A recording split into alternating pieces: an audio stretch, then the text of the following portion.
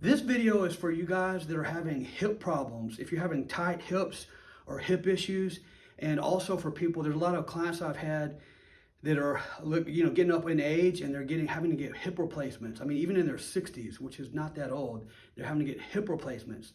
And so I'm going to show you some of the causes for that and how you can prevent that. I'm going to show you some exercises to do to strengthen those muscles, those stability muscles in your hip joint. And I have some images I'll show you to cover some of those muscles to help you understand. But if you're just working out and you're doing squats and lunges and hamstrings and quad exercise, leg extensions, you're training all the outside muscles, but you might not necessarily be strengthening the stability muscles. And all these stability muscles go to your hip joint. And if those become weak, it can cause injuries and you can get a labral tear and all kinds of things. So you want to keep those stable and keep those strong. And even if you're 20 years old, just getting started out, this is an exercise. You should be doing this every week. Preferably, you can throw it in on your leg day. And this is just this video is going to be short and brief. But it's going to give you an overall, especially if you don't know anything about the hip muscles. I'll take you through some images and stuff, and then show you some workouts and the things to do, the exercise to do at the end to keep those nice and strong. So let's go to see the video. So in this first video, if you look to the left-hand corner and you see the white bone coming up, that is where your hip joint is, the ball and socket joint, just like in your shoulder. And you see those muscles, the arburator internus is going from your pelvic bone across to attach. You got the gluteus minimus down there attaching. You can't show all in one photo the amount of muscles that are in your hip area. That's how many muscles it is. It's crazy. But that's one image, and let's go on to this next image, and I'll show you a little bit more. You have the gluteus maximus coming down. Here it is again. I mean, look at all these muscles, starting from the top left-hand side, the piriformis muscle. That's going from your sacrum down to the hip joint. You have your supraglomulus, your obturator internus. A lot of these are really hard to say, like Latin words.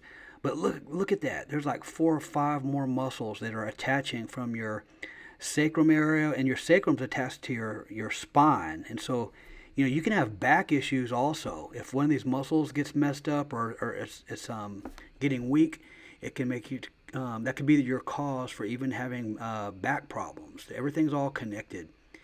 And here's another image. Each one of these images shows, a group of different muscles, because there's so many muscles, so many layers that you cannot possibly show it all. And then this is, you're looking at the person's butt. On the right side is their femur, the bone, the white bone part is their femur. And you see the muscle in red, and then the tendons are in white. And so you could have a tendon problem too, tendonitis. Like I said, if you're not training these properly, you're doing heavy squats, heavy lunges for years and years, and you're not ever working these muscles, it can cause an imbalance. And what happens with those muscles, here's another one real important. Look at this muscle. It stretches, the psoas muscle actually goes all the way up to the L1 of your vertebrae.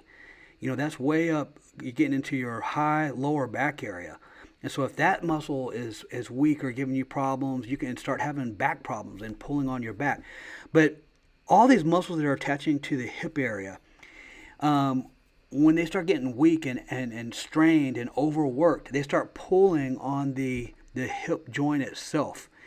And it can start causing problems of, you can have a labrum tear, you can have arthritis, cartilage wearing down, all because these muscles are not being worked properly and you have an imbalance. And this one, you have your gluteus medius, and you look on the right side and look at all those muscles right there. I know I have several images here. I just want to show y'all a different view from each one to get you to understand how complex that God made our body. And all these muscles, there's a protagonist and antagonist. So when one is working, the other one's stabilizing. And so the stabilizing part is very, very important. Here's another one. Once again, you're looking at the back of the person. And here's all these little, all these muscles connected. They're just going everywhere. Looks like a road map, like roads driving everywhere. So it's very, very important, like I said, to work these. Think about these stability muscles. We're always thinking about the outside of the muscle, like the glutes or the butt, the quads, and the hamstrings. Those are the muscles we see on the outside, and we're working them and working them, wanting them to look good, get big and strong. But you have all these stability muscles in here. The stability muscle is what holds the joint, which holds the joint and socket in its place. And also, on another note, you have nerves running. Here's the sciatic nerve in yellow right here. So if one of these muscles gets hurt or being overworked or inflamed, it can press into the sciatic nerve right there. And the sciatic nerve is you can have pain shooting all the way down your leg to your ankle. And so it could be very well that you have that because your muscles are out of imbalance because you haven't been training them properly. You haven't been training the stability muscles. And I'm going to make another video about the shoulder. But let's get into the exercises for these muscles. Okay, this is working the adductor muscles, and I'm starting with my legs outside, spread out, and bringing them in. And this is a great exercise. You should do this before every leg workout. I'm pausing the video so I can talk a little bit more because I did it pretty quick. You want to do like 4 to 5 sets of 15 to 20 repetitions. You want to start and you want to warm up. And this works the adductor muscles, which are the inside of your muscles, which are your groin. Like a lot of athletes pull their groin muscle. That's another word for all those adductor muscles. There's several different muscles that make up the adductor muscles. And so you can start with this one, and then there's a machine next to it, which works the opposing side. And here this one is. This would be the abductor muscles. And once again, you're going out. Starting from the in and going out. And this works your gluteus medius a little bit, so you are working glutes. And I have found that leaning forward, see how I'm leaning forward and bending over, it works it from a different angle, and it is great for me to do it this way because I've noticed that I'm having a lot of lower back tightness, and it's due to me not training the adductor muscles, okay? So these adductor muscles, which were in all those images I just showed you, that's actually causing me to have lower back pain. And when I lean forward like this and do this exercise, I can feel my back actually loosening up. So after I do these exercises, actually my back loosens up. So if you have a tight back, it can be related to these hip flexor muscles that I've been talking about. And then I have another video I'm going to show you here, which is a very common one a lot of the women do. The reason you see the women doing it all the time is because it directly works the glutes or the butt muscles. But guys should be doing it too. It's a great exercise, and it works all those glute muscles and keeps those nice and balanced in to all your leg exercises that you do. So definitely throw these in your workouts for good strong hips.